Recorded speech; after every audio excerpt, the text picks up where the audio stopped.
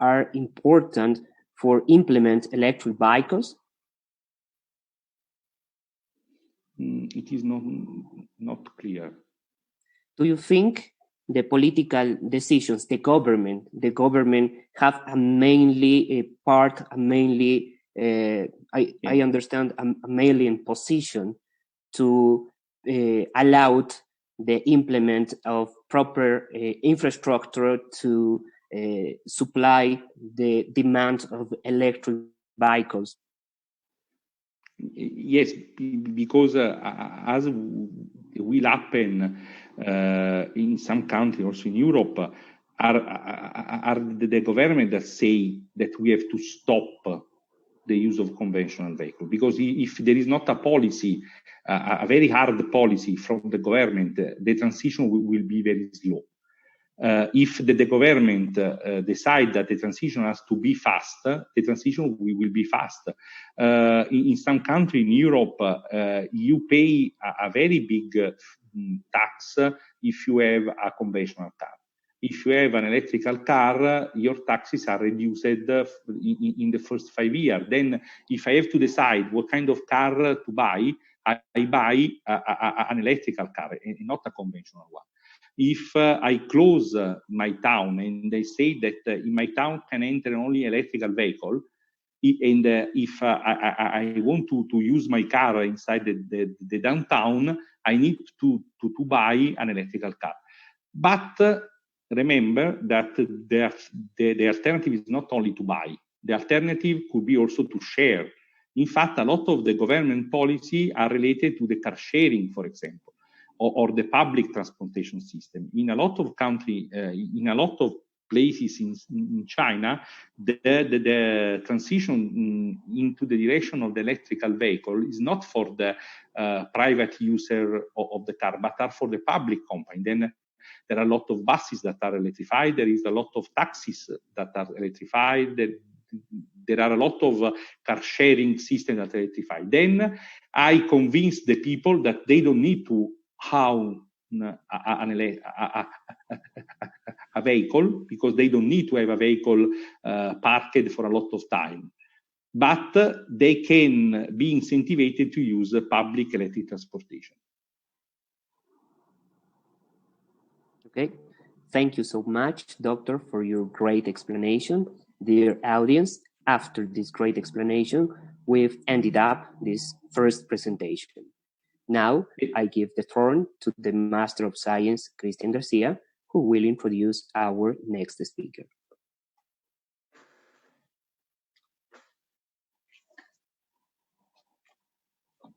Estimadas autoridades, compañeros docentes que nos acompañan y público en general.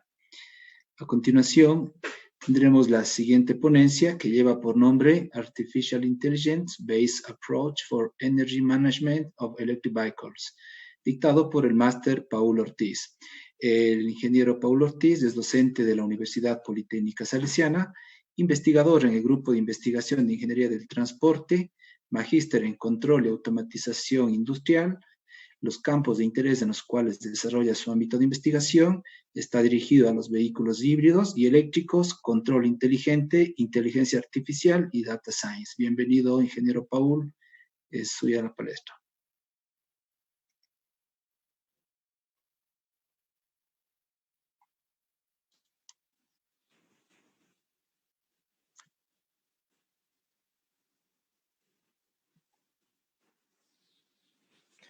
Podemos nomás iniciar, ingeniero Paul.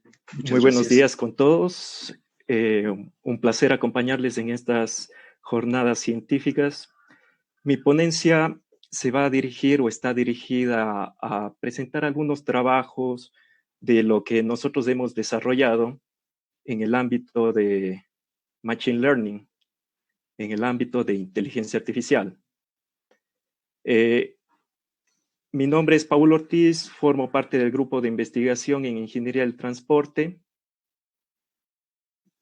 El día de hoy vamos a trabajar lo que son algunos aspectos importantes en el ámbito de tecnicismo de operación en el cual me desempeño.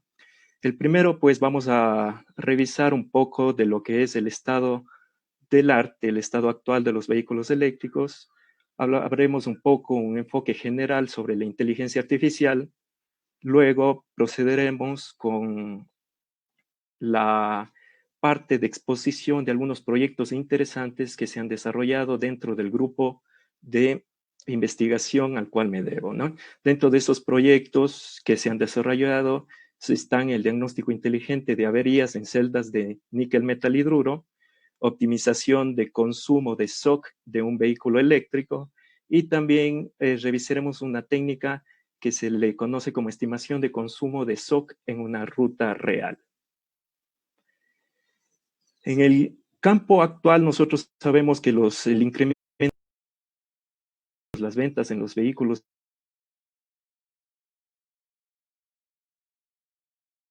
el pasado 2019, las proyecciones datan que para el año 2025 este incremento pues tenga una tendencia de 30 al 40% de incremento anual. De igual forma, para el año 2030, bajo el escenario de políticas de Estado que den incentivos a lo que es la implementación de los vehículos híbridos y eléctricos, pues vamos a tener un incremento hasta aproximadamente 150 millones de vehículos en el stock y en el mercado. En el caso de lo que es el escenario de desarrollo sustentable, a lo que hace referencia este escenario es a conseguir la meta de reducciones de emisiones de carbono al ambiente. Estaríamos todavía por debajo de lo esperado, porque se necesita para el 2025 alrededor de 70 millones de vehículos, para el 2025 implementar esta cantidad de vehículos, y para el 2030 llegar a un tope máximo de alrededor de 250 millones de vehículos vendidos, ¿no? Nosotros sabemos que este incremento en la compra y en la venta de los vehículos, pues va a acarrear por detrás muchísimo desarrollo de infraestructura en cuanto a la electrificación, en cuanto a cubrir la demanda del vehículo eléctrico y del consumo en general. Aquí nosotros tenemos una proyección que nos especifica cuál sería el incremento anual estimado para el 2025 y también para el 2030, en el sentido de aplicar políticas de Estado y en el escenario de desarrollo sustentable. Entonces podemos ver que anualmente para el 2025 necesitaríamos alrededor de 700 gigavatios por hora de energía adicional para cubrir la demanda de los vehículos eléctricos que tendríamos en ese año.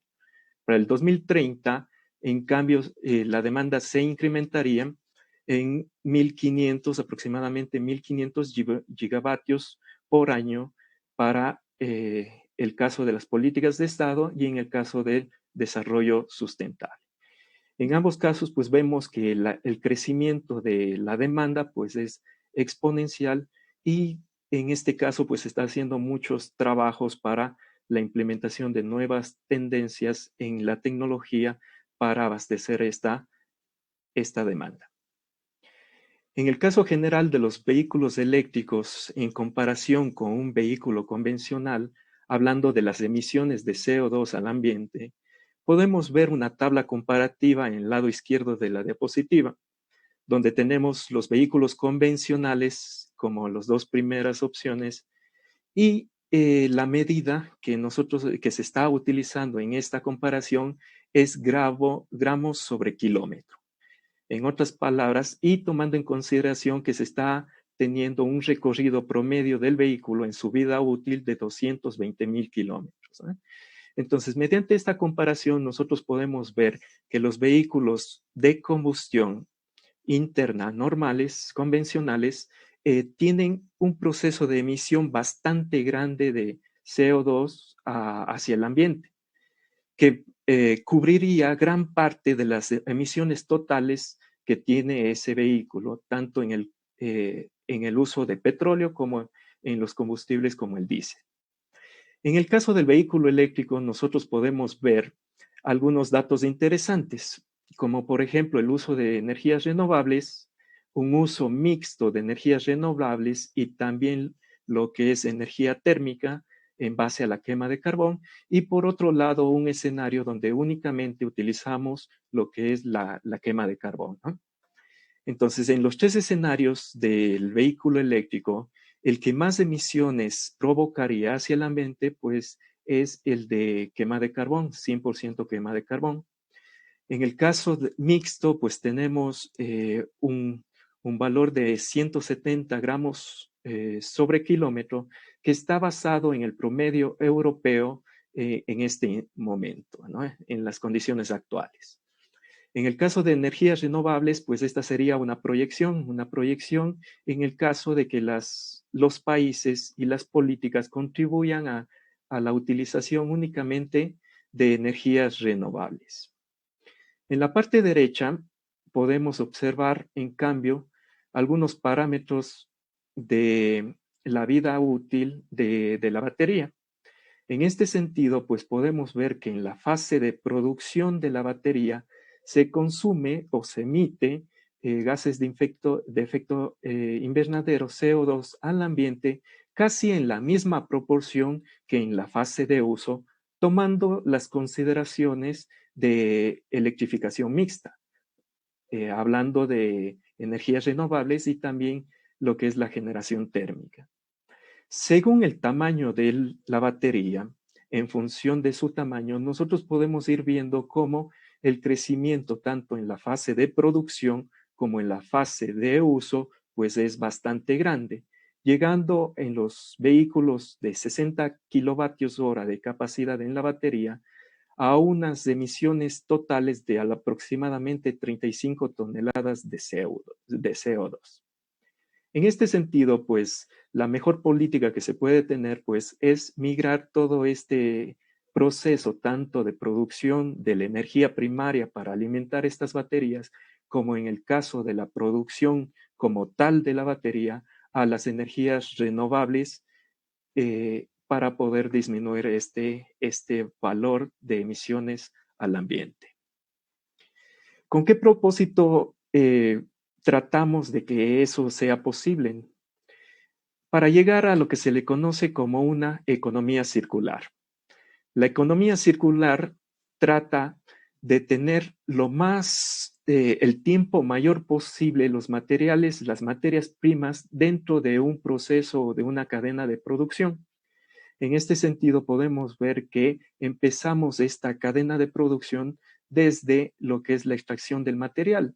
En el caso de las baterías de los vehículos híbridos y eléctricos, pues en este momento sería el material de ion litio, el litio en sí.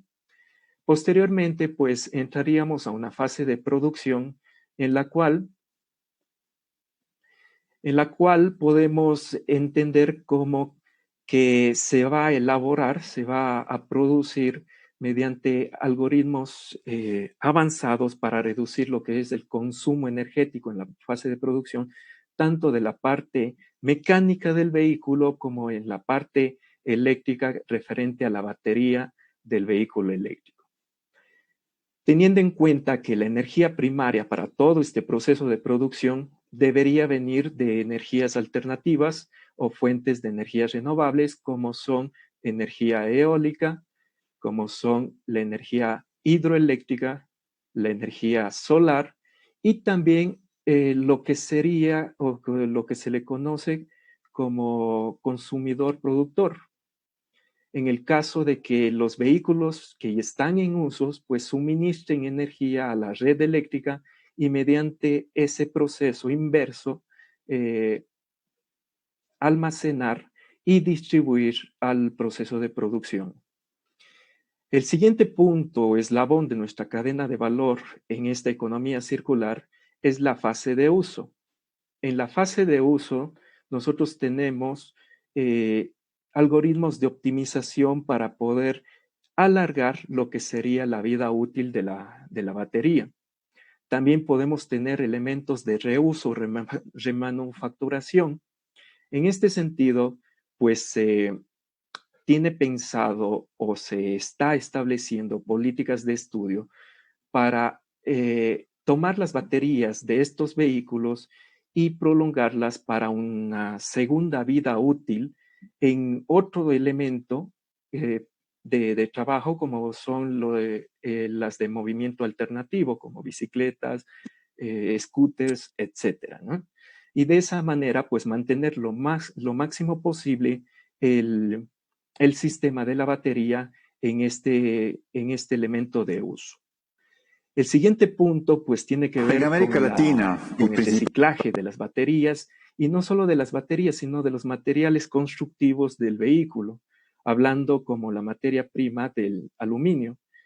Entonces, debemos realizar procesos de recuperación tanto de baterías como de la estructura mecánica del vehículo, teniendo en este sentido, pues, grandes avances en el sentido de que podemos recuperar un porcentaje bastante alto de lo que hace referencia a las materias primas en las baterías, en este caso en el litio. Hay estudios que se establecen que se puede recuperar hasta un 80% de la batería, del material del litio. Y el litio, pues, de manufactura para que ese de economía. Entonces, esto es lo ideal. Al momento, pues, no tenemos esta estructura. Esto es lo que deberíamos partir, a lo cual deberíamos apuntar para que nuestro sistema de producción, pues, sea lo más amigable posible en el ambiente y, pues, ser un elemento que no provoque contaminación. En el caso de nuestro estudio, en el caso del enfoque de la inteligencia artificial, todos estos procesos están implementados con ciertos algoritmos de inteligencia artificial. Hablando de algoritmos de inteligencia artificial basados en redes neuronales, basado en lógica difusa, basado en algunos algoritmos inteligentes que provoquen o que maximicen cada uno de estos sectores, tanto de transmisión eléctrica, la generación eléctrica, la parte de producción, la parte de uso, como los sistemas autónomos, que nos permitirá optimizar mucho lo que es el consumo del vehículo, tratando de optimizar rutas, tiempos, trayectorias. En lo que es el reciclaje, pues optimizando el consumo energético para extraer las materias primas. Es decir, la inteligencia artificial hoy en día está inmiscuido en cada uno de estos eslabones en la cadena de producción del vehículo eléctrico. ¿Por qué se ha dado el auge, y hablamos hoy en día tanto de inteligencia artificial? Es debido al incremento o al desarrollo exponencial que se ha dado en la capacidad de cómputo de los sistemas informáticos. En ese sentido, podemos ver que la evolución ha sido desde elementos electromecánicos que generaban un desarrollo en la lógica de nuestros sistemas. Luego pasaron a elementos basados en relés. Posteriormente, entre los años 1940 y 60, nacieron los tubos de vacío.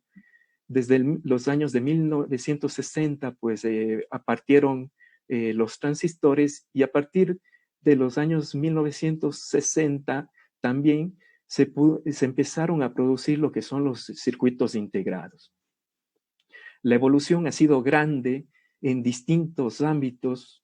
Uno de ellos, pues, claro ejemplo de desarrollo tecnológico, pues, ha sido la Macintosh o la Apple II también, que se puede ver en este punto. Y a partir de este punto, pues, los sistemas computacionales han ido creciendo, se dice que en una potencia de 10. Eso significa que en una hora del tiempo actual, que en una hora nosotros podemos procesar información que en un principio duraba 90 años en procesar toda esa información, ¿sí? Entonces podemos ver el auge de la tecnología en este sentido. La inteligencia artificial utiliza estos nuevos sistemas desarrollados En este caso, pues tenemos NVIDIA. NVIDIA es el puntero en el campo actual en cuanto a la implementación de sistemas o de hardware para la implementación de sistemas inteligentes en inteligencia artificial. Entonces podemos ver que esta arquitectura pues se está utilizando mucho hoy en día. En cuanto al nivel de inteligencia, la capacidad de cómputo que nosotros tenemos, podemos ver que en el 2015, en el año 2015, se ha sobrepasado ya la potencia de cómputo, haciendo referencia a la potencia de cómputo de un cerebro de un ratón. Hace pocos años nada más, 2015. Se prevé que para el 2023 la capacidad de cómputo que nosotros tengamos en los sistemas informáticos puede llegar a compararse con la capacidad de cómputo de un cerebro humano. Estamos ya casi a la puerta de ese umbral. En este sentido, pues nosotros podemos ver un punto fuerte que se le conoce o se le denomina la singularidad de los sistemas inteligentes. ¿A qué se le conoce como singularidad de los sistemas inteligentes? A la capacidad de un sistema de autoadaptarse y de mejorar por sí solo, ¿sí? En este sentido, pues los humanos, los seres humanos, deberemos direccionar un poco lo que es esta autoadaptabilidad a procesos de producción, a procesos de salud, a procesos de mejora en lo que es la electrificación, a procesos de conducción, etcétera, etcétera, ¿no? Y por último, pues tenemos el umbral de 2045, del año 2045, que se estima que los sistemas informáticos podrían sobrepasar todo el potencial o la capacidad de cómputo de todos los humanos, de los cerebros humanos combinados. Entonces, podemos ver que la aceleración en el desarrollo tecnológico ha sido muy grande. Incluso hoy en día se puede hablar de la tecnología de desarrollo de computadoras cuánticas que seguramente pues alcanzará esta meta y esta proyección. Pero hablamos mucho de inteligencia artificial hoy en día y queremos, en este sentido, pues quiero definir un poco a qué hace referencia los sistemas inteligentes basados en estos elementos o algoritmos de inteligencia artificial. Entonces, podemos decir que un sistema está basado en inteligencia artificial cuando se emite o cuando se simula o se emula ciertas funciones cognitivas de los seres humanos, asimilándole con otras mentes humanas, ¿no? Tratando de reemplazar o de comportarse muy similarmente a las acciones de lo que los seres humanos desarrollamos. En ese sentido, nosotros tenemos 4 ejes fundamentales que la inteligencia artificial puede desarrollar. Uno es percibir estímulos del exterior. En el caso de los sistemas autónomos, pues estarán relacionados con los sistemas LIDAR, que son sistemas que rastrean o perfilan el mundo exterior para tomar decisiones. El segundo punto es razonar, es decir, en base a la sensorización que tienen los sistemas, desarrollar o establecer ciertos algoritmos que permitan tomar funciones o decisiones. Y por último, nosotros tenemos el proceso de aprendizaje. Estos 3 puntos se están desarrollando ya muy a profundidad en nuestro entorno actual. El último punto, resolver problemas, hace referencia a que los sistemas inteligentes deben ser capaces de por sí solo aprender, es decir, percibir, razonar y aprender para afrontar un problema en específico. Si hablamos de inteligencia artificial, también nosotros nos referimos a la unidad base de inteligencia, que es la neurona biológica. En esta neurona biológica, que está ubicada en el cerebro humano, nosotros tenemos estímulos que se les puede representar en un modelo matemático como entradas. Luego de eso, pues tenemos un cuerpo celular biológicamente que se le conoce como núcleo, que se trabajaría como una función de activación matemáticamente. Y por último, tenemos lo que es la proyección de la señal biológica o del estímulo en la neurona a través del axón. En este sentido, en el modelo matemático tendríamos lo que es una salida. Entonces, matemáticamente, el modelo es súper simple para simular lo que es el comportamiento de la unidad base de inteligencia, que es la neurona. Nosotros únicamente tenemos entradas, tenemos lo que son funciones de activación y una salida. Entonces, ¿cómo nosotros o la inteligencia artificial aprende de datos o estímulos de entrada para desarrollar ciertos aspectos o acciones en la salida? Es calibrando o ajustando óptimamente parámetros que se les conoce como pesos. Entonces, los algoritmos de optimización inteligente no son más que calibrar estos pesos para que la entrada produzca una salida óptima. En el caso del ser humano se dice que un bebé nace con 100.000 millones de neuronas y que cada una de las neuronas establece alrededor de 50.000 conexiones neuronales. Por eso la importancia de los sistemas de cómputo y la evolución tecnológica para lograr alcanzar este tipo de cantidad de procesamiento de datos dentro de los sistemas de cómputo. 100.000 millones de neuronas y hasta 50.000 conexiones neuronales. En el caso del aprendizaje de estos sistemas inteligentes, nosotros podemos definir 3 tipos de aprendizaje. El primero sería el aprendizaje supervisado, que se utiliza muchísimo hoy en día. El segundo, conocido como el aprendizaje no supervisado. Y el tercero, que se le conoce como aprendizaje de refuerzo o reinforcement learning.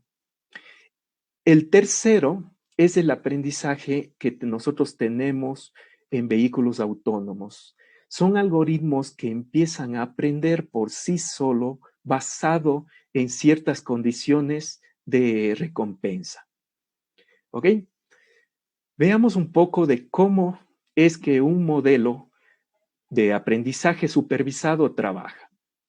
El modelo de aprendizaje supervisado trabaja de la siguiente manera. Nosotros le damos ciertas entradas características. Por ejemplo, en este ejercicio, en este ejemplo, tenemos en las entradas manzanas, guineos y peras. Y por acá tenemos las salidas deseadas, que sería identificar una manzana, un guineo y una pera. En otras palabras, estos sistemas necesitan entradas y tenemos que decirle al sistema qué tipo de entrada es la que nosotros estamos obteniendo. El algoritmo de aprendizaje se basa en el error, salida versus entrada, o en la minimización del error. En el caso del aprendizaje supervisado, nosotros trabajamos en el sentido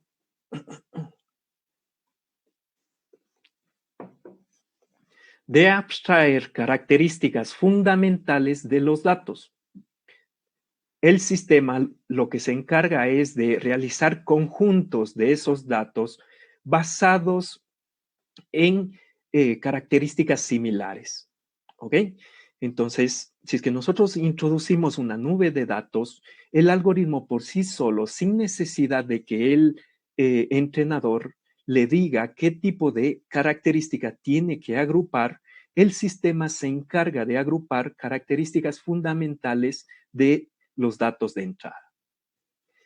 Y el último de los algoritmos que les había mencionado, el algoritmo de refuerzo, el más fuerte para el aprendizaje continuo de los sistemas, está basado en este en este proceso o en este tipo de aprendizaje, que trata sobre el mejor resultado posible a partir de un sistema de recompensas. Entonces, aquí podemos ver cómo en este ejemplo nosotros tenemos una gallina que está decidiendo o está aprendiendo a seleccionar el color rosado o la forma de ese objeto rosado. En el momento que la gallina detecta correctamente el producto, o en este caso el objeto, se le da una recompensa. En este sentido, si es que nosotros tenemos varias disposiciones de ese objeto y la gallina pues lo selecciona correctamente, se le da el alimento. Este proceso biológico es atraído por las máquinas o por los sistemas de cómputo para generar sistemas que van aprendiendo por sí solos basado en un sistema de recompensas.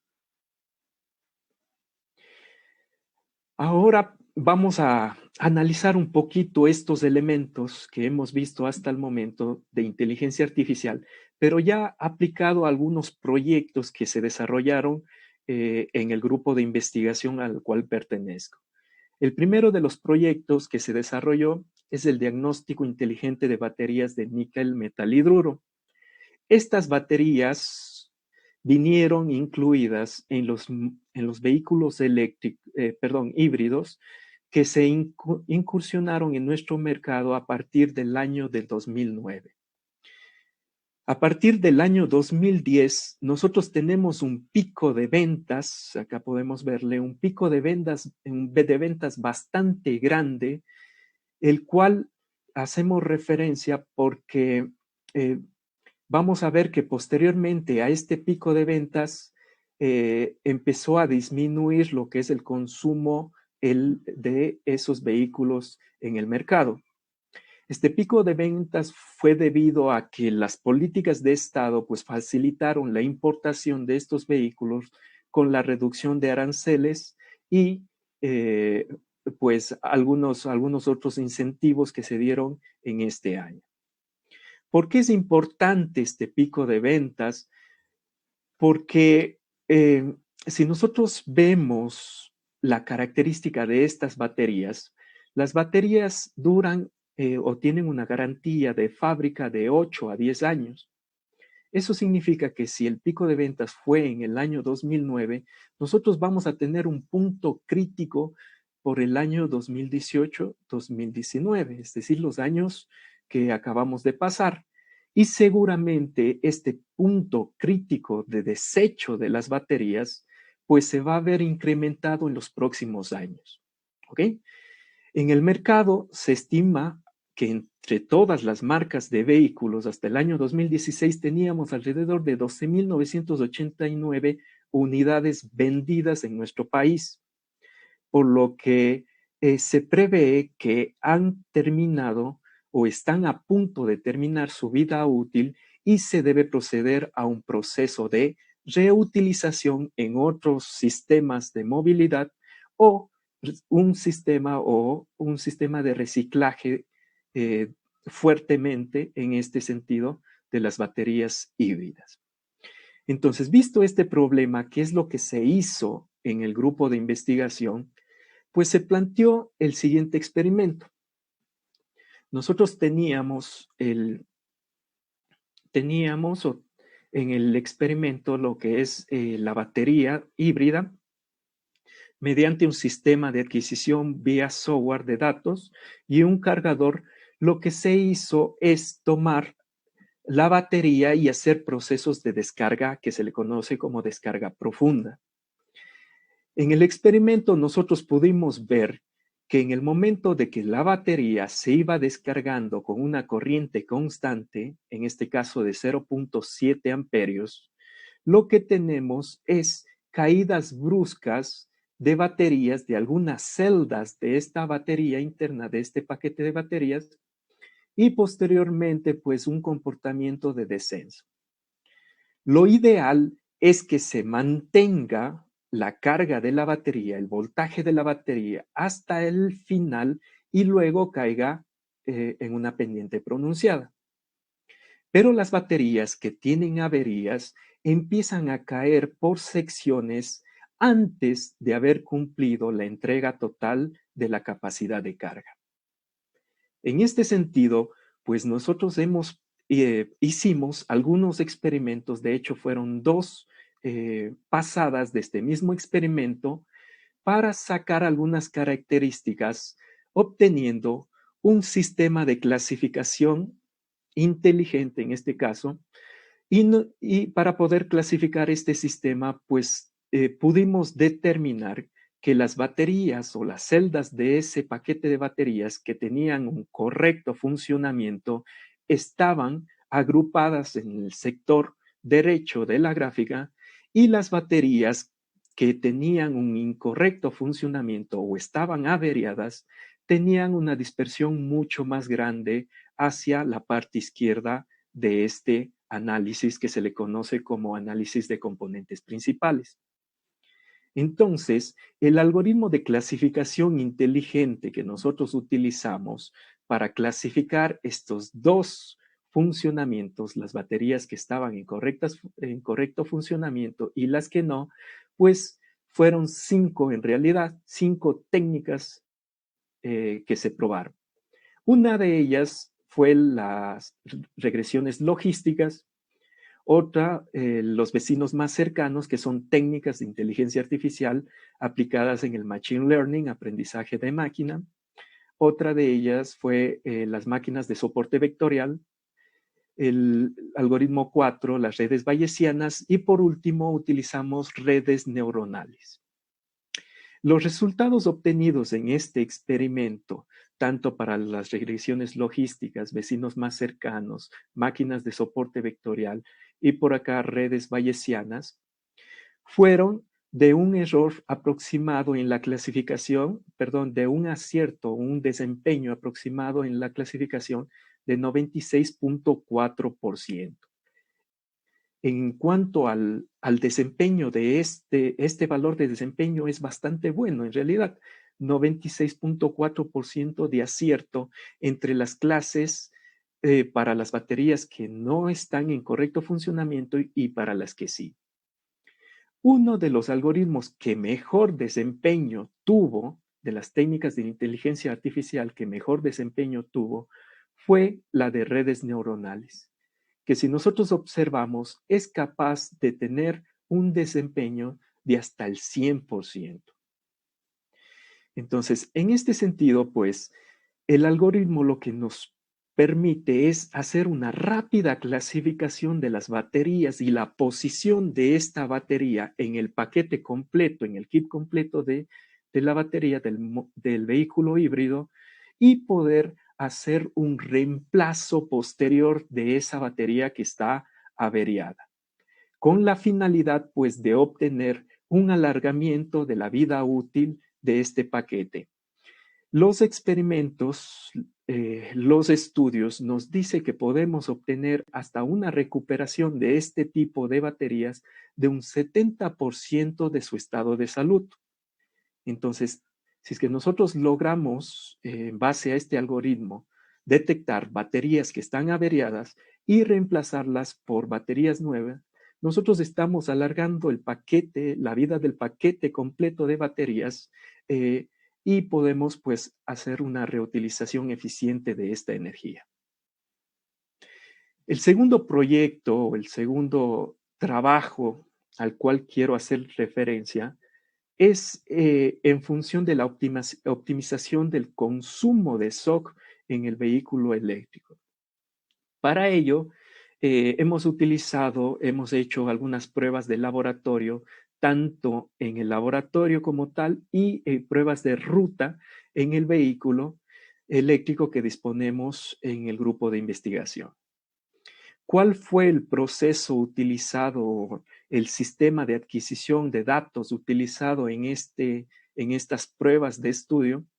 Es a través del puerto de diagnóstico sacar la información de la ECU, tanto como es el consumo de corriente, el voltaje de batería, la potencia del motor, el consumo de SOC, etcétera, y poderlos almacenar en una base de datos para luego ser procesado en un software, en este caso utilizado que fue MATLAB. Este estudio fue presentado en Milán, en el PowerTech, en la conferencia PowerTech 2019, en el cual se hizo un estudio bastante importante en cuanto a la estimación o al modelamiento de la batería, el sacar el modelo matemático de la batería para saber cómo se comporta a lo largo de distintas trayectorias o de distintos escenarios de consumo de energía. La batería tiene las siguientes características. Bueno, es una batería de polímero de litio. Las celdas que maneja son 96. El voltaje nominal es de 360 voltios. La capacidad en cuanto a amperios hora, 75 amperios hora, y la energía es de 27 kilovatios hora. Su peso de 277 kilogramos.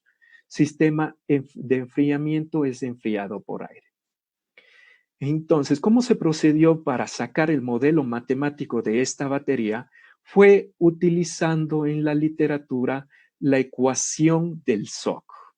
La ecuación del SOC nos dice que podemos estimar el SOC en el tiempo actual tomando en consideración el SOC inicial menos el consumo energético basado en una constante que depende de la temperatura de la batería y además de la corriente de consumo de este sistema.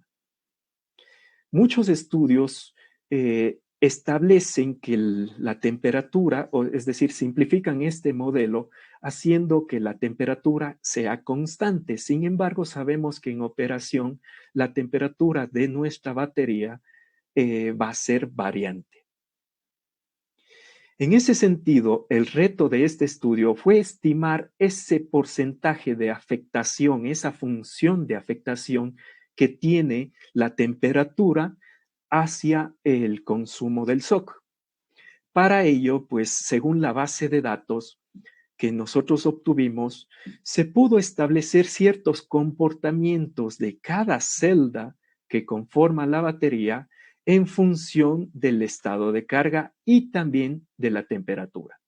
Por ejemplo, si nosotros observamos la curva a temperatura ambiente, nosotros vemos que permanece su estado de carga mucho más tiempo o es un estado de carga mucho más lineal que el estado de carga en el caso de que la temperatura sea variante. Entonces, si nosotros podemos observar esta gráfica, lo que nos dice es que a temperaturas bajas, pues el voltaje de la batería va a estar correcto. A temperaturas altas y cargas, estado de carga bajo, lo que sucede es que el voltaje de batería de la celda, en este caso, disminuye considerablemente con respecto a su equivalente en temperatura ambiente. Entonces, basado en estos resultados, se pudo obtener un polinomio que se aproxima o que aproxima la función de consumo de SOC en referente a nuestra temperatura del sistema. Con ese modelo obtenido, se plantea otro estudio adicional que en este caso fue presentado en el Politécnico de Torino en el año pasado. Se plantea un algoritmo que se basa su principio de funcionamiento en la optimización de menor energía. En este caso, lo que pretendemos optimizar es el SOC, es el consumo de SOC. En este caso, nosotros nos basamos en un algoritmo que se le conoce como algoritmo de enjambres de partículas acelerado, que tiene su esencia o su abstracción de la naturaleza y se le conoce como algoritmo metaheurístico, ¿no? Porque su principio de funcionamiento está basado en el comportamiento de grupos de animales o grupos de personas incluso, y su comportamiento para la minimización de energía. Por ejemplo, en el gráfico de la izquierda nosotros tenemos una bandada de aves. Las bandadas de aves, pues en su comportamiento natural para seguir una trayectoria específica, pues optimizará la energía necesaria para el desplazamiento, tomando en consideración ciertas restricciones como la capacidad o la velocidad a la cual pueden volar cada uno de los individuos, el flujo de aire que puede tener o la brisa de aire que puede tener, y también la cantidad de elementos que conforma esa bandada de aves. En el caso del cardumen de peces, el comportamiento del cardumen de peces natural, pues también es interesante en el sentido de que se desplazan debido a condiciones externas, como por ejemplo el flujo o las corrientes marítimas que se tienen.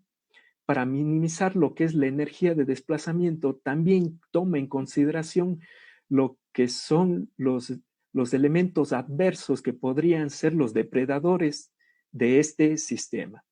¿Ok? Entonces, tomando esa esencia inteligente del comportamiento de los sistemas, nosotros utilizamos esa esencia para optimizar lo que es el consumo del SOC. Entonces, matemáticamente, ¿cómo trabaja el algoritmo? ¿Cómo funciona el algoritmo? Lo que sucede es que nosotros tenemos un punto de óptimo de funcionamiento. Eso en la iteración 0. En ese plano cartesiano de trabajo del punto óptimo, lo que se hace es se establece un número de partículas aleatorio en el plano. Y después de hacer algunas iteraciones en este número de partículas, lo que sucede es que las partículas se van a aproximar lo máximo posible al punto óptimo de operación. En este caso y para este algoritmo, nosotros consideramos algunas restricciones que están basadas a la experimentación que tuvimos en ruta. Por ejemplo, tomamos una ruta que consumía alrededor de 10 kilovatios hora. En ese sentido, pues establecimos un límite muy próximo de 10 kilovatios como mínimo y como máximo 10.5 kilovatios para que el consumo de energía de nuestro sistema esté más o menos centrado en este consumo energético. Posteriormente, también establecimos límites de temperatura. Trabajamos entre temperaturas de 30 grados centígrados y temperaturas de 45 grados centígrados.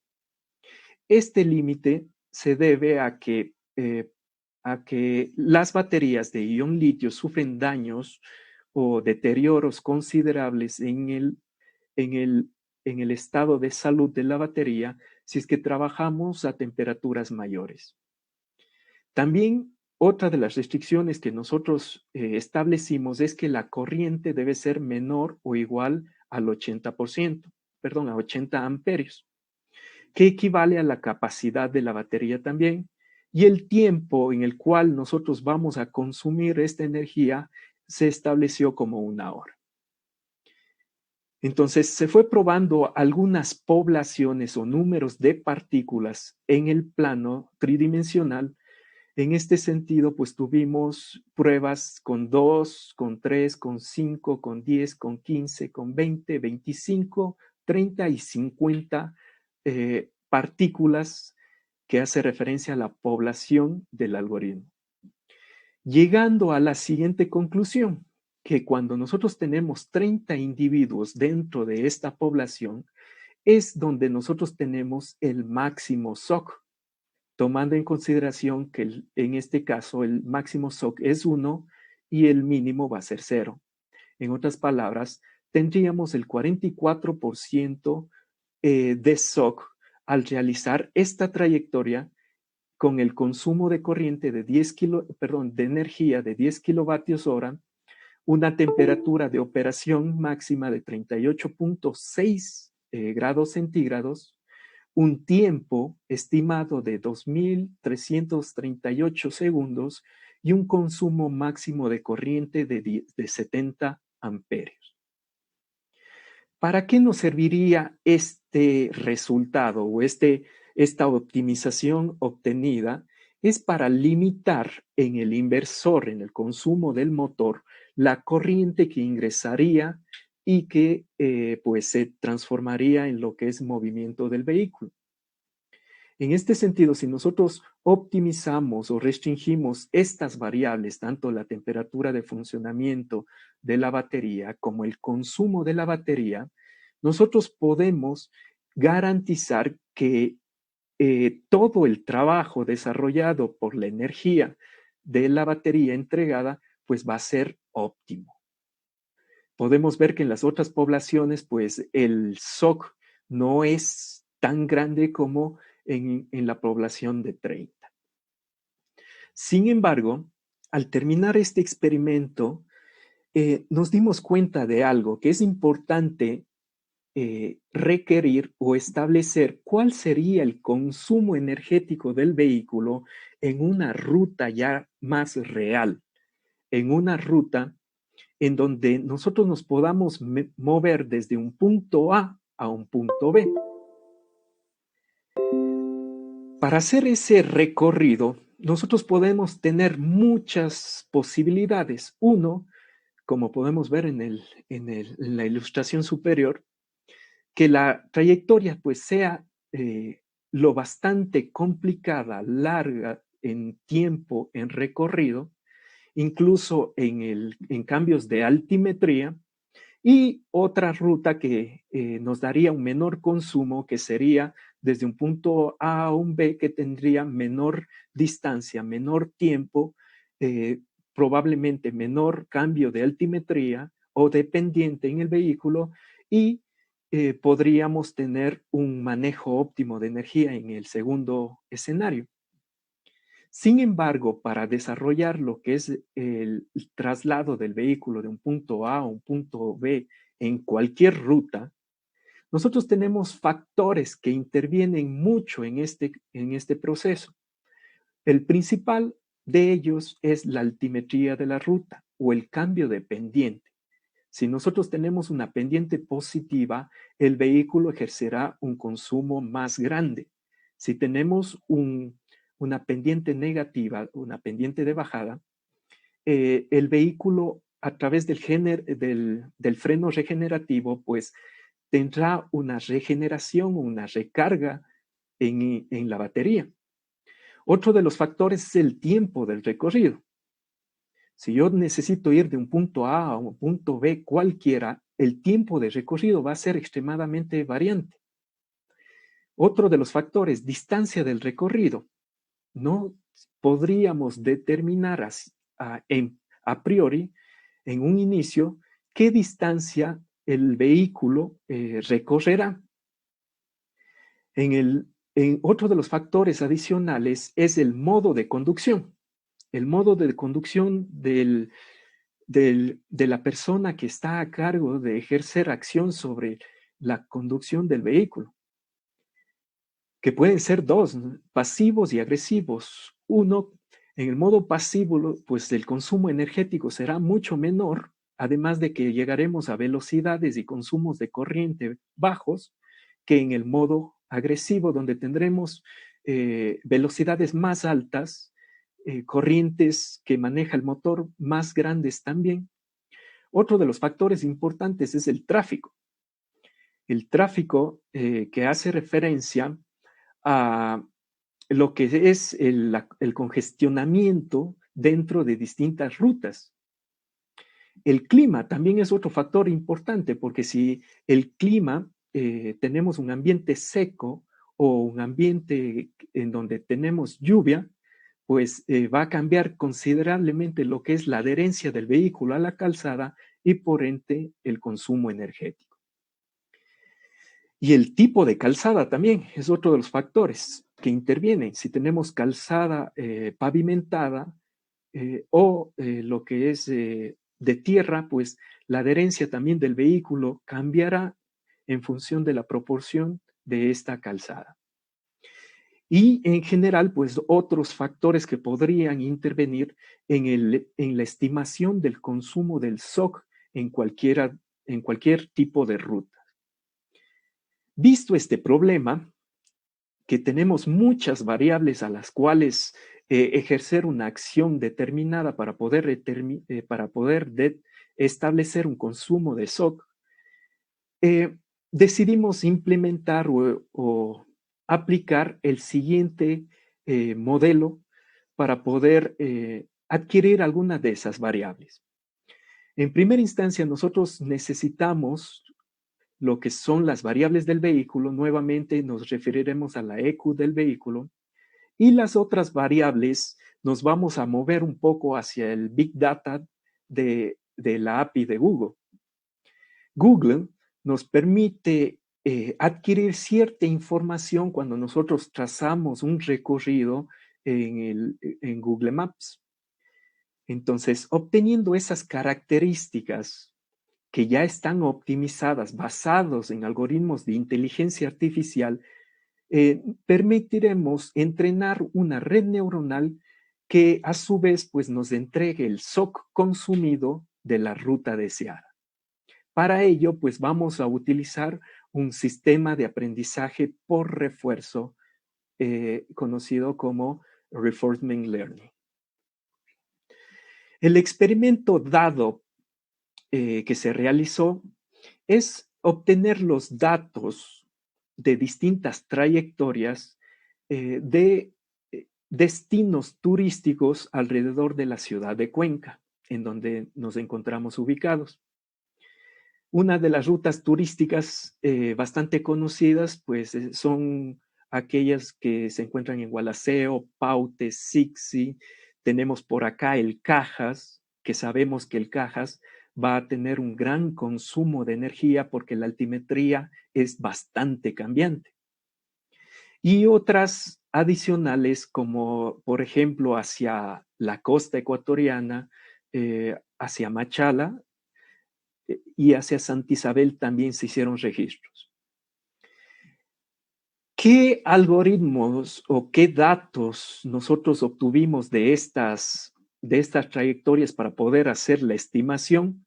Fue, en primera instancia, lo que es la altimetría de la ruta, el tiempo estimado que nos da la API de Google en el recorrido de la ruta y también la distancia de recorrido.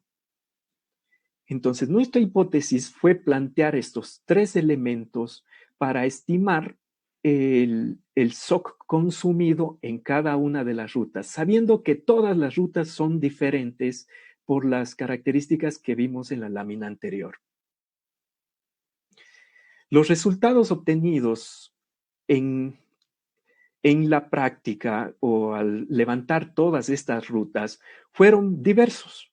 En el momento que nosotros nos fijamos en la altimetría de todas las rutas, tenemos rutas que variaron en una pendiente positiva hasta 1500 metros de diferencia, ¿no? Ganamos 1500 metros.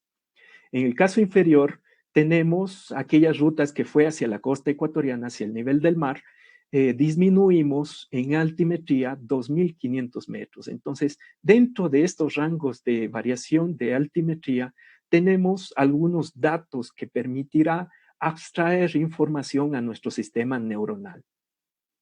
En cuanto a la distancia, también tenemos rutas que se ejercieron hasta por encima de los 180 kilómetros de distancia, otras rutas que están por los 90 kilómetros, y acá tenemos un poco más de datos, alrededor de 40 kilómetros de distancia, que son generalmente las ciudades que están aledañas a nuestra ciudad, o los cantones que están aledaños a nuestra ciudad, como son Gualaceo, Paute, Azogues, etc. El tiempo para arribar también fue uno de los parámetros interesantes que nosotros obtuvimos. Algunas rutas fueron de gran alcance, demorándose alrededor de 3 horas de conducción, en minutos un poquito más allá de 250 minutos. Y también tuvimos algunas rutas entre los 100 minutos y por acá rutas a las ciudades aledañas que están en alrededor de 1 hora más o menos. Los parámetros para los cuales vamos a entrenar nuestro sistema son los siguientes. Necesitamos estimar lo que es la recarga o la regeneración del sistema y también lo que es la descarga o el consumo de la batería. En este sentido, nosotros en todas las rutas que obtuvimos tenemos una variación en la carga de 60, o en la regeneración, debería decir, de 60 amperios hora en algunas rutas. Otras rutas, en cambio, 25 amperios hora y otras poca regeneración o en algunos casos ninguna regeneración. En el caso del consumo, tuvimos consumos de 20, de 15, de 30 y el máximo consumo de todo este paquete de datos fue de 110 amperios hora. Si nosotros analizamos la batería es capaz de dar apenas 75 amperios hora. Entonces, ¿cómo es que el vehículo llegó a destino si es que estamos consumiendo o se está descargando 110 amperios hora? Es por el factor de regeneración. Si nosotros hacemos la diferencia entre estos dos valores, tenemos un valor mucho menor a 75, que es la máxima capacidad de descarga de la batería. Dicho eso, y con estos datos, lo que se planteó es trabajar con la diferencia de alturas de las rutas, haciendo un análisis nuevamente de PCAs. ¿Para qué utilizamos el análisis de PCAs? Nosotros vemos que el número de datos que obtenemos dentro de este recorrido fueron 250 para todas, 290 aproximadamente para todas las rutas que acabamos de ver en la base de datos. La diversidad de estas rutas pues es notoria. Algunas rutas como la ruta de Azogues pues son planas. Algunas rutas como rutas de retorno desde el Cajas de Tres Cruces, el punto de Tres Cruces del Cajas, pues es una pendiente descendente en su mayoría del tramo. La ruta que es hacia Machala, podemos ver que hay un sistema plano, una porción plana y luego tenemos una pendiente decreciente, por acá otra pendiente creciente, luego otra vez decrece y cuando llegamos al nivel de mar, pues es plana la ruta. Entonces, todas esas características se deben extraer y para ese proceso, pues utilizamos el método de análisis de componentes principales, que nos da información en un plano coordenado más compacto, donde la componente principal número 1 está en la parte inferior y el eje superior es una componente principal 2. ¿Sí? Ese proceso hicimos con todas las 25 rutas que conforman nuestro sistema de trabajo o nuestro sistema de prueba. Posterior a extraer todos esos valores, generamos un algoritmo de aprendizaje continuo de reinforcement learning que permita reentrenar continuamente nuestro sistema neuronal y vaya aprendiendo de las rutas conforme se vayan desarrollando. Si nosotros vemos acá el inicio del algoritmo, tenemos que en primera instancia solicitamos lo que son los datos del Big Data de Google Maps. Luego hacemos una reducción de dimensionalidad basado en PCA. Posteriormente, tal y como lo dice el aprendizaje de refuerzo, tratamos de estimar, antes de realizar el recorrido de la ruta, tratamos de estimar el estado de carga que consumiremos al finalizar esa ruta. Posteriormente, realizaremos el recorrido.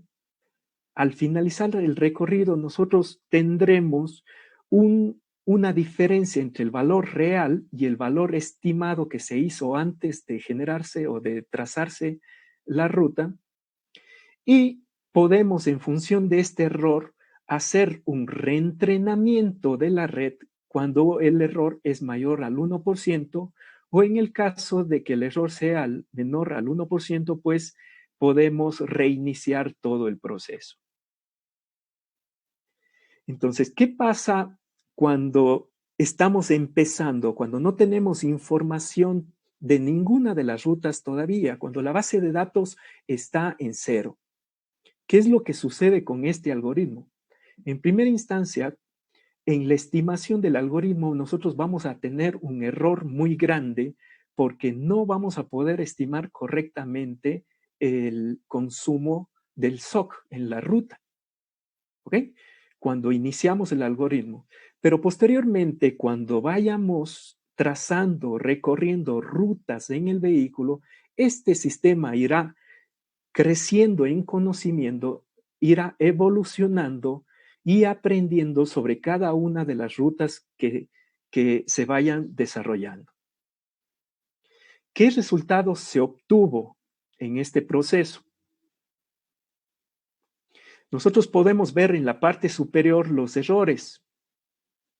Tenemos errores de 0.54%, del 1%, cada vez que se va ingresando la ruta. Al momento que ingresa una ruta, nosotros tenemos una diferencia entre el valor real y el valor estimado. Después del reentrenamiento, podemos ver por acá, por ejemplo, rutas que ya están entrenadas, que el error es totalmente cero. Aquí entró una nueva ruta, el error es 1.81. Por acá entró otra, 8%. Por acá, 6%. Por acá, 1%.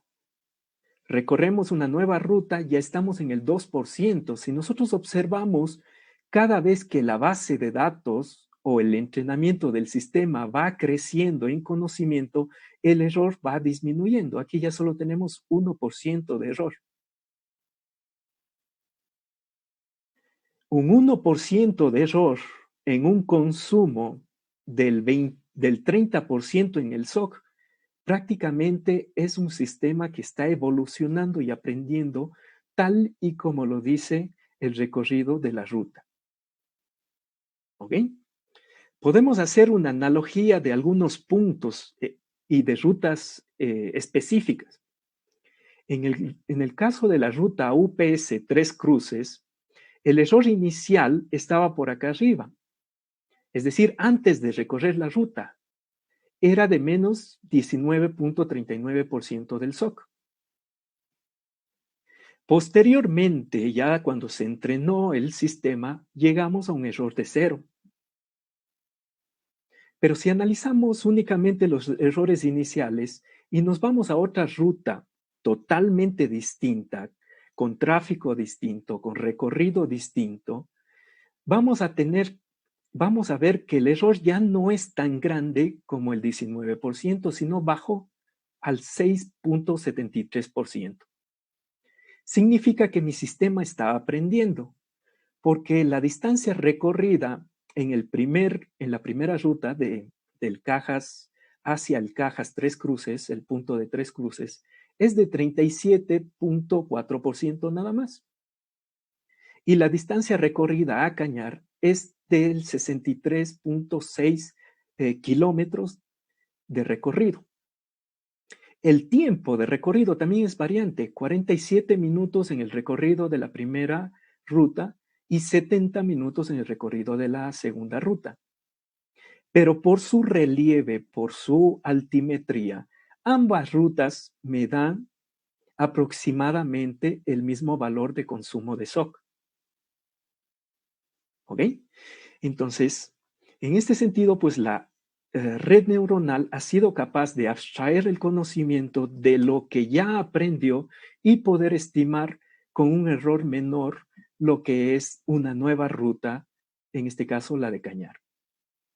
Si nosotros vemos otra ruta adicional, por ejemplo, una ruta que se encuentra en la costa ecuatoriana, partiendo en la ciudad de Guayaquil desde el Mall del Sol hasta un punto que se le conoce como Tamarindo, nosotros en la estimación inicial obtuvimos nada más que un menos 2.6% de error. Nada que ver con el error inicial de las rutas que habíamos estudiado anteriormente, que eran del 19%. ¿Qué queremos decir con esto? ¿A qué conclusión llegamos? Es que mientras más recorridos desarrollemos en nuestro vehículo, el sistema va a estimar mejor estos tipos de recorridos, el consumo del SOC en estos recorridos. ¿Para qué nos serviría este sistema de aprendizaje? ¿Cuáles son los campos de estudio futuro de nuestra línea de investigación y de nuestro grupo de investigación? Es tratar de establecer puntos en la mitad o durante el recorrido de largas distancias que sabemos que en una sola carga el vehículo no va a poder abarcar. Entonces se van a poder desarrollar o se van a tener que desarrollar ciertos procesos de recarga durante la ruta. Si nosotros ya sabemos qué SOC podemos consumir en el proceso de ir por la ruta, yo podría hacer una planificación de viaje para llegar desde un punto a otro punto. En este caso, en este ejemplo, tenemos los datos de Cuenca-Quito, por ejemplo. ¿Qué otra cosa podemos hacer cuando conocemos ya el consumo del SOC en esa ruta? Lo que podemos establecer es que los tiempos de carga podemos disminuirlos, es decir, ya no cargar el SOC al 100%, que me demoraré mucho en hacer ese proceso de recarga. Podemos ir planificando recargas menores, es decir, de hasta el 80%, por ejemplo, o 60% en distintos puntos para que la trayectoria se desarrolle en menor tiempo posible. Otro elemento, pues, basado en el consumo del estado de carga, pues sería la planificación de las electrolineras, donde yo puedo ubicar electrolineras en la trayectoria para que se dé, pues, la recarga óptima y poder alcanzar trayectorias largas. Y otros estudios que podemos trabajar también es los modos de conducción. ¿Qué pasa si es que hacemos el mismo proceso con diferentes modos de conducción? En nuestro experimento, pues trabajamos un modo de conducción entre agresivo y pasivo, ¿sí? Es decir, un modo de conducción moderado. Sin embargo, lo que sería interesante de analizar a futuro es qué pasaría si trabajamos con un modo de conducción agresivo, por ejemplo. ¿Sí? Donde las velocidades son más altas y por ende el consumo de SOC sería mucho mayor. Entonces, para concluir, nosotros estamos utilizando pues muchos elementos de inteligencia artificial para poder abstraer condiciones de nuestro entorno, como por ejemplo en el caso de la optimización utilizamos el APCO, en este caso del aprendizaje reforzado utilizamos redes neuronales, son redes neuronales multicapa que tienen un algoritmo de entrenamiento basado en un algoritmo que se le conoce como aprendizaje de refuerzo basado en la experiencia, ¿sí? Entonces, hoy en día, pues la inteligencia artificial estaría en muchos ámbitos en los cuales pues traerían beneficio para lo que es la humanidad. Sin más, pues eso es lo que les quería presentar de los trabajos que hemos venido desarrollando en el grupo de investigación y estoy abierto a cualquier consulta o pregunta. Muchísimas gracias, Paul, por su ponencia y en este momento vamos a iniciar con la ronda de preguntas. Cristian Barbecho nos dice, en nuestro país llegaremos a producir esta cantidad de energía para el crecimiento de los vehículos eléctricos que se viene en el futuro o vamos a necesitar más fuentes energéticas. Respondiendo a la pregunta del asistente, pues en este sentido nosotros no estamos, a nuestro nivel de país, no estamos en la capacidad de ejercer lo que es el incremento en la capacidad de producción para cubrir la demanda que provocaría estos vehículos eléctricos. Definitivamente, la inversión que deberíamos hacer en lo que son las redes de distribución para colocar electrolineras sería bastante grande. Por eso, el hecho de la importancia de nuestro algoritmo para establecer puntos fundamentales de trayectorias que se suelen utilizar comúnmente, es decir, trayectorias que se utilizan a diario para poder ubicar esas electrolineras y de esa manera pues optimizar la inversión que podríamos hacer en ese sentido para la generación de energía y cubrir la demanda de los vehículos eléctricos. Muchas gracias. John Mel Massa pregunta, ¿la inteligencia de una máquina puede ser igual o superior a la de un humano? La proyección que se tiene en la capacidad de cómputo nos dice que en muy pocos años, de hecho, yo les mencionaba un año en específico, 2025, se podría superar o llegar al menos a la capacidad de cómputo del cerebro humano. En ese sentido, pues sí. Y en este caso, pues debemos mencionar algunas nuevas tecnologías que se están estudiando ahora, como es la computación cuántica. En el momento que logremos controlar lo que son los procesos cuánticos lógicos para el procesamiento de la información, pues el crecimiento de la capacidad de cómputo pues será a nivel cuántico, ya no solo a nivel exponencial. Freddy nos pregunta, dado el gran incremento de vehículos eléctricos que existirá en el futuro, ¿qué sucederá con la red eléctrica? ¿Puede llegar a colapsar? Efectivamente, hay muchos sistemas inteligentes, en este caso hay una rama completa que se le conoce como Smart Grid, que permite analizar cada una de las demandas de los vehículos eléctricos que podría darse en horas pico, en horas no pico, y poder ajustar lo que es la red eléctrica a ese tipo de demandas.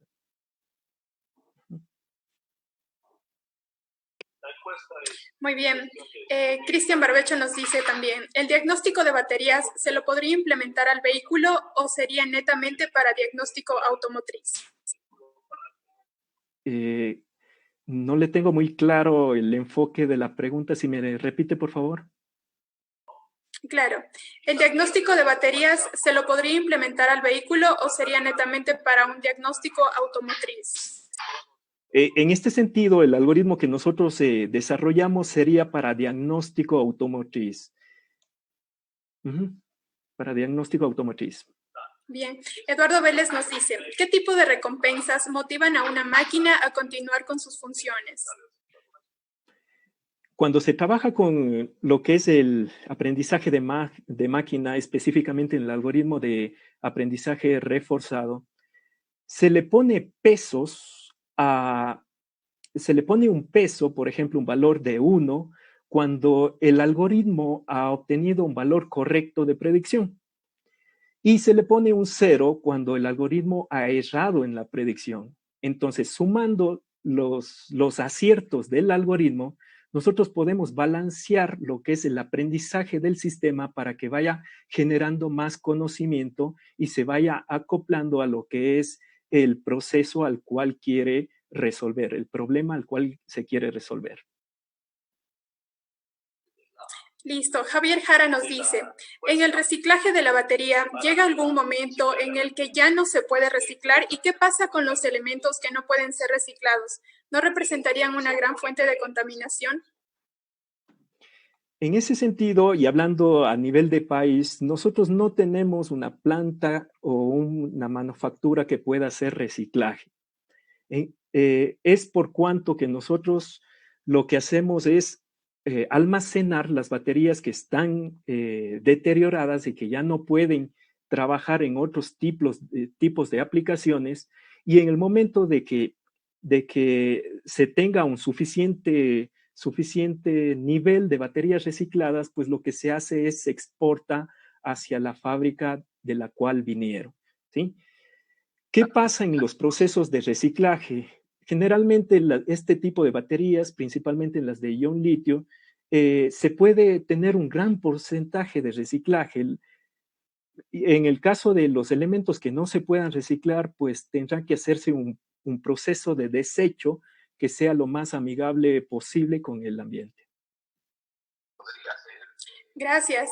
Por otro lado, Cristian Matailo nos dice, en cuanto al desempeño, ¿cuál es la tolerancia máxima de porcentaje de error que se puede admitir para afirmar que el algoritmo es válido? Ok, en nuestro estudio lo que nosotros hemos planteado es el porcentaje de error es un más o menos 5%. Establecemos un error de más o menos 5% debido a que pueden haber circunstancias en la carretera, como habíamos mencionado, como el clima, como el tipo de labrado de la carretera en sí, el tipo de carretera, que podrían afectar un poco en lo que es la estimación del algoritmo. Entonces, el valor que nosotros nos impusimos es de más o menos 5%. Bien, Javier Jara nos dice, si se espera aumentar el uso de vehículos eléctricos o híbridos en un 30-40% anuales, ¿existe alguna propuesta para los fabricantes de autos o para el gobierno para mermar la producción y el uso de vehículos de combustión? En el caso particular de nuestro país, al momento no hay políticas ni siquiera para el uso de vehículos. Bueno, no hay gran variación en las políticas para el uso de vehículos eléctricos con respecto a los híbridos que se implementaron anteriormente. ¿Qué políticas son esas? Pues sería la reducción de aranceles y incentivos en los municipios en los cuales los vehículos vayan a circular. Por ejemplo, en la ciudad de Cuenca, el consumo de energía basado en vehículos eléctricos pues tiene un subsidio especial en ese sentido. Gracias. Por otra parte también, Víctor Fares nos pregunta, ¿es posible que una batería pueda explotar de un vehículo eléctrico en un accidente de tránsito o cuando supera la temperatura máxima? Las características de las baterías de ion litios por su constitución química hace posible que sí sea, que se dé una explosión, y de hecho es una explosión bastante fuerte. Sin embargo, pues los constructores automotrices y demás hacen o diseñan los vehículos con un centro de gravedad lo suficientemente bajo para que esto no se dé. Además, hacen un proceso de diseño en cuanto a la cubierta de la batería para que no haya muchas deformaciones en el caso de un accidente en general. Uh-huh. Gracias. Cristian Toledo también pregunta, ¿podemos controlar y disminuir las pérdidas en el auto eléctrico con inteligencia artificial para aumentar la autonomía del mismo? Sí. Hay algoritmos, de hecho, uno de los algoritmos que vimos de enjambre de partículas acelerados está basado o está diseñado con la finalidad de restringir ciertos valores en el consumo excesivo de corriente para que la autonomía del vehículo pues sea muchísimo mayor. En ese sentido, hay en la literatura hay algunos algoritmos que trabajan en este campo de aplicación. Gracias. Alexander Pacheco pregunta también, ¿se puede implementar un sistema de inteligencia artificial que contenga una comunicación bidireccional entre vehículo y electrolinera para satisfacer la carga necesaria para el vehículo? Sí, efectivamente, el mundo de hoy trabaja con sistemas interconectados, es decir, basado en las telecomunicaciones. No hace mucho se acaba de lanzar lo que es la tecnología 5G, que provoca un incremento bastante fuerte en lo que es en la capacidad de comunicación o de la transferencia de datos vía inalámbrica. En ese sentido, nosotros podríamos tener vehículos conectados que estuviesen transmitiendo el estado de carga en tiempo real para distinguir en qué sectores de la población o en qué zonas de la ciudad necesitaríamos aumentar lo que es la producción de energía. Gracias. David Alejandro pregunta también, con el estudio realizado, ¿cree usted que en un viaje largo es más eficiente un automóvil a combustión o eléctrico, teniendo en cuenta que en el eléctrico se debe hacer varias paradas para su carga? En este sentido, podemos decir que, hablando de confortabilidad, pues un vehículo de combustión podría cumplir lo que es directamente el recorrido. Sin embargo, nosotros sabemos que el futuro de la transportación es eléctrico debido a que el vehículo eléctrico tiene una eficiencia neta muchísimo mayor a lo que es un vehículo de combustión. Podemos hablar de una eficiencia de hasta el 90% en cuanto al uso de la energía, si es que hablamos de energías renovables, en comparación de apenas un 30%, un 25 al 30% de un vehículo de combustión. Hablando de confortabilidad, el vehículo eléctrico, si es que nosotros optimizamos lo que es tanto la producción de energía eléctrica, lo que es la trayectoria del vehículo, el tiempo de recarga utilizando recarga de alta velocidad, podríamos incluso obtener los mismos tiempos, en mi apreciación, podríamos llegar a obtener los mismos tiempos que en un vehículo de combustión. Gracias. Kevin Samaniego nos dice, si de por sí no optimizamos el consumo eléctrico en el manejo del vehículo, pues mediante la automatización del vehículo eléctrico en todas las características, ¿llegaría a igualar o a acercarse a la autonomía mínima de un vehículo a combustión? En este sentido, si hablamos a futuro, podemos decir que sí, debido a que continuamente, así como se evolucionó en forma exponencial lo que es la capacidad de cómputo, se está trabajando arduamente. De hecho, hace algunos meses nada más, Tesla sacó información de que están produciendo ya una batería que nos permitiría tener una autonomía mayor de los 700 kilómetros de recorrido. En ese contexto, pues, respondiendo a la pregunta, sí sería factible llegar a comparar lo que son las autonomías de los dos vehículos a futuro. Gracias. Brian Guasambo nos hace dos preguntas. La primera, ¿es viable balancear una batería? Y la segunda, ¿el proceso de balanceo cambiaría su modelo de aprendizaje antes adquirido y su procesamiento de información se vería afectado? Cuando nosotros hablamos de baterías de níquel metal hidruro que se tienen en los vehículos híbridos de circulación nacional, se puede hacer este proceso de balanceo que se le conoce como descarga profunda. Descargamos la batería para que todas las celdas internas de la batería adquieran un nivel estándar de carga y luego las recargamos para que todos esos niveles estén equiparados. Se puede hacer en baterías de níquel metal hidruro, llegando a obtener una recuperación del estado de carga del estado de salud de la batería de un 70%. En el caso de baterías de ion litio, por su contextura, por su estructura química, no se puede aplicar este proceso de descarga profunda. Entonces, para las baterías de ion litio, los vehículos eléctricos tienen procesos de balanceo continuo en el uso de la batería, ¿sí? Durante toda la vida del vehículo. Hablando del algoritmo que me mencionaba la pregunta, hablando del algoritmo sobre el balanceo, si es que nosotros ya balanceamos el paquete de baterías, el algoritmo ya detectaría a todas las baterías como baterías que estuviesen balanceadas y estuviesen correctas. Recordando que el algoritmo lo que hace es discernir entre aquellas baterías que no puede ser reemplazada, es decir, que ya no tiene proceso de carga o ya no mantiene el proceso de carga durante el consumo o la administración de corriente hacia los procesos de motor. Gracias.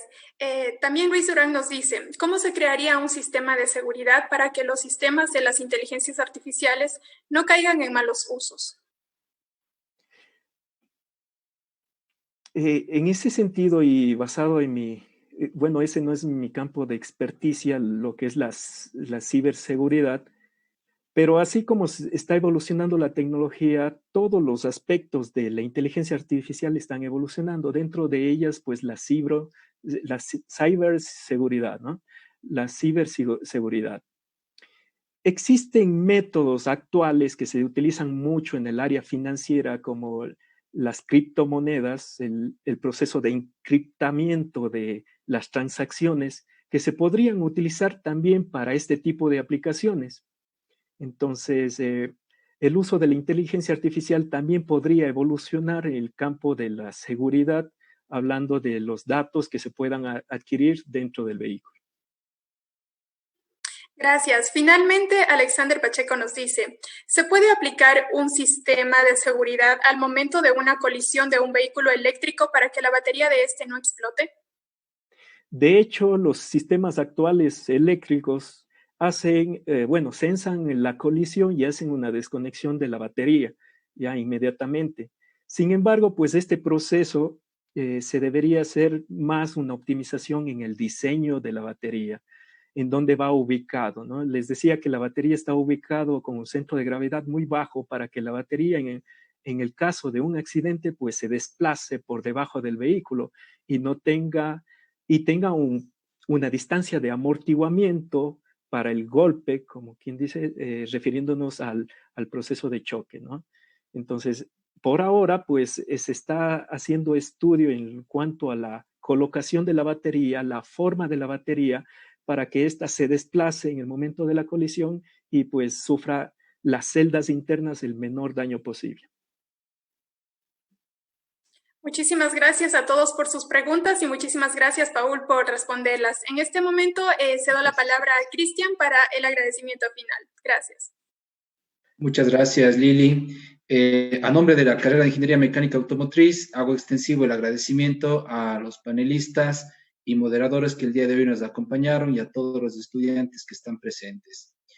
Vamos a hacer entrega formal de un certificado a nombre de la carrera de los panelistas por su intervención. La Universidad Politécnica Salesiana y la carrera de Ingeniería Mecánica Automotriz confieren el presente certificado al doctor Gianbattista Grosso por haber participado en calidad de ponente en las primeras jornadas científicas internacionales de la carrera de Ingeniería Mecánica Automotriz en vehículos híbridos y eléctricos con el tema Digital Twins of Electrical Vehicles from Architecture to Date Drive Models, Challenger and State of the Art, realizado en Cuenca el 29 de octubre del 2020. Firman el vicerrector de la sede Cuenca, el doctor Fernando Moscoso, y el ingeniero Fabricio Espinosa, director de la carrera de Ingeniería Mecánica Automotriz. De igual manera, para el ingeniero Paul Ortiz, por haber participado en calidad de ponente en las primeras jornadas científicas internacionales de Ingeniería Automotriz en vehículos híbridos y eléctricos, con el tema Artificial Intelligence Based Approach for Energy Management of Electric Vehicles, realizado en Cuenca el 29 de octubre del año 2020. Firman para constancia el vicerrector de la sede Cuenca, el doctor Fernando Moscoso, y el ingeniero Fabricio Espinosa, director de la carrera de Ingeniería Mecánica Automotriz. De igual manera, hago la invitación para que nos acompañen a la jornada final el día de mañana para la clausura del evento. Muchas gracias por su asistencia, gracias a los panelistas y a los participantes en general.